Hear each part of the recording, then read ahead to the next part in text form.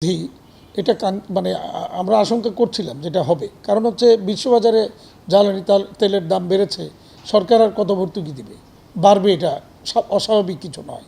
কিন্তু জ্বালানি তেলের মূল্য বৃদ্ধি ঘটিয়েও কি তেল সরবরাহ কি নিশ্চিত করা গেল? আমরা কি তেল পাচ্ছি? আমরা তেল পাচ্ছি না।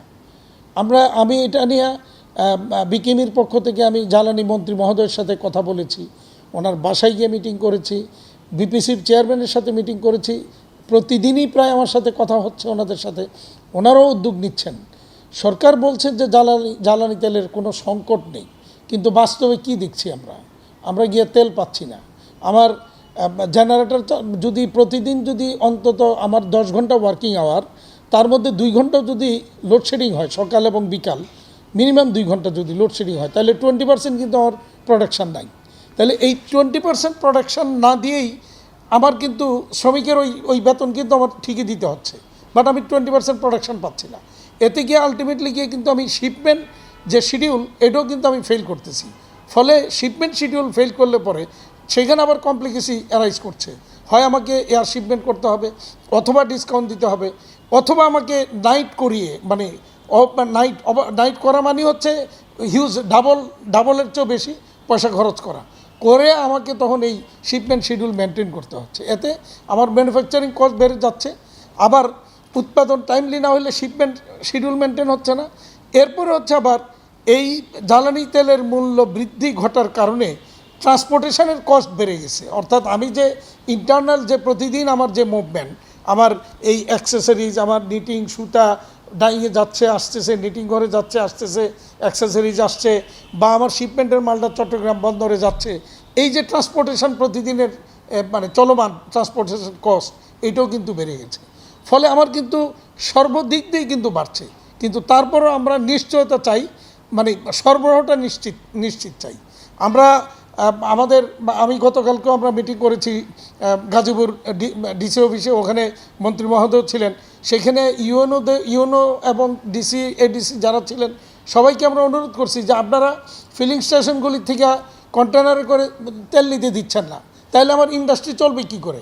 আমার তো এটা নিতে হবে। এবং আমরা বিপিসি থেকে আমরা পার্টিকুলারলি কোন ফিলিং স্টেশন থেকে কে নিচ্ছে ওই তালিকা সহ কিন্তু আমরা সরবরাহ করেছি। সুতরাং এখানে তো এখন ফিলিং স্টেশন থেকে যদি আপনি বাধা দেন, তাহলে আমার ইন্ডাস্ট্রি বন্ধ হয়ে যাবে। তো এই জায়গাটা আমরা জেলা প্রশাসনকে অনুরোধ করেছি, গাজীপুর, নারায়ণগঞ্জ, ঢাকা, যেহেতু ঢাকার আশুলিয়া বেলটা আমাদের ঢাকা জেলার ইয়েতে পড়ছে, তো আমরা অনুরোধ করেছি যে আপনারা এই যে নিষেধাজ্ঞা এটা প্রত্যাহার করেন, আমাকে তেল নিতে হবে। প্রয়োজনে আমরা সেখানে একটা তালিকা টানিয়ে দিব যে এই ফিলিং স্টেশন থেকে কোন কোন গার্মেন্টসগুলি কন্টেনারে ভরে তেল নেবে। কারণ আমার জেনারেটর তো, গাড়ি যেমন গিয়ে ফিলিং স্টেশন থেকে তেল নিতে পারে, জেনারেটর আইনে তো আমি আর ফিলিং স্টেশন থেকে তেল নিতে পারবো না, তো আমাকে কন্টেনার ভরেই নিতে হবে। মানে এই ঘাটতি তো আমার তো প্রতিদিনই আমার এই ঘাটতিটা হচ্ছে।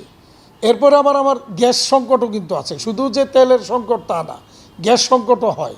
তো সব কিছু মিলেই কিন্তু আমরা উৎপাদন ব্যাহত হওয়ার কারণে বায়াররা শঙ্কিত এখন, যে আমার এখানে অর্ডার প্লেস করলে আমি টাইমলি এই অর্ডারটা এক্সিকিউট করতে পারবো কি না, শিপমেন্ট দিতে পারবো কি না। যার কারণে আপনি যদি দেখেন, আপনি যদি ইউরোস্টেটের রিপোর্টটা দেখেন গত মাসের, সেখানে দেখবেন যে সারা বিশ্বের সব দেশেরই এক্সপোর্ট ডিক্লাইন করেছে, এর মধ্যে বাংলাদেশ সর্বোচ্চ ডিক্লাইনের দিক থেকে।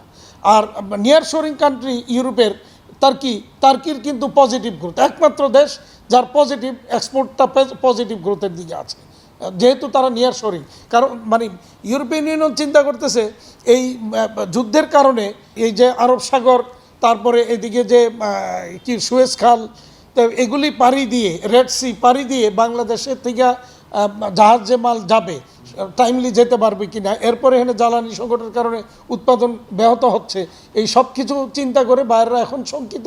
তারা বাংলাদেশে বা এইসব এলাকায় অর্ডার কমিয়ে দিয়ে ওইদিকে অর্ডার প্লেস করছে।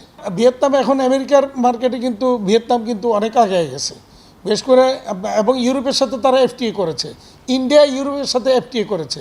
বাংলাদেশ এখনও কিন্তু কারোর সাথেই এফটিএ করতে পারেনি।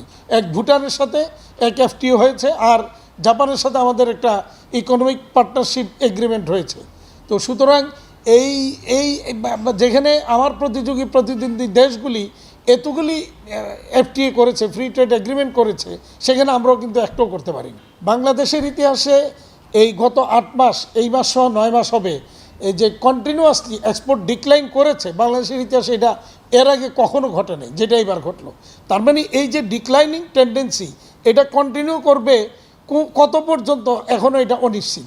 আমরা এটাকে পজিটিভ ধারায় ফেরার মতো কোনো লক্ষণ কিন্তু দেখছি না। তার মানে আগামী কয়েক মাসও কিন্তু নেগেটিভই যাবে, এরপরে ঘুরে দাঁড়াবে কি না তা ডিপেন্ড করছে যে মার্কিন ইরান যুদ্ধ থামবে কি না, বা অন্যান্য যে সমস্যাগুলি, ট্যারিফ ট্রাম্প একটা আরেকটা সমস্যা, এই সব কিছু মিলেই কিন্তু আমরা একটা মানে বড় ধরনের সংকটের দিকেই যাচ্ছে এই পোশাক শিল্প। গত মাসে আমাদের এক্সপোর্ট ডিক্লাইন করেছে 19.78%, এর আগের মাসে 25.50%, তার আগের মাসে 15.5%, এইভাবে মানে 15-র উপরেই ডিক্লাইন করতেছে। গভর্নমেন্টকে অনুরোধ করেছি আপনারা জ্বালানির জন্য বিকল্প ব্যবস্থা নিশ্চিত করেন, আদারওয়াইজ যদি এইভাবে চলতে থাকে তাহলে ইন্ডাস্ট্রি তো যাবেই, নতুন কোনো ইনভেস্টমেন্টও হবে না, আর এই শ্রমিক বেকার হবে। কারণ একটার পর একটি ইন্ডাস্ট্রি যখন বন্ধ হবে, শ্রমিক তাইলে বেকার হবে। আমাদের প্রধানমন্ত্রী তিনি ডিক্লেয়ার করেছেন 1 কোটি নতুন কর্মসংস্থান তৈরি করবেন, সেখানে এক্সিস্টিং কর্মসংস্থানই কিন্তু হারিয়ে যাচ্ছে। তো সেই জায়গাটাকে আমাকে ধরে রেখে কিন্তু এরপরে আগাইতে হবে।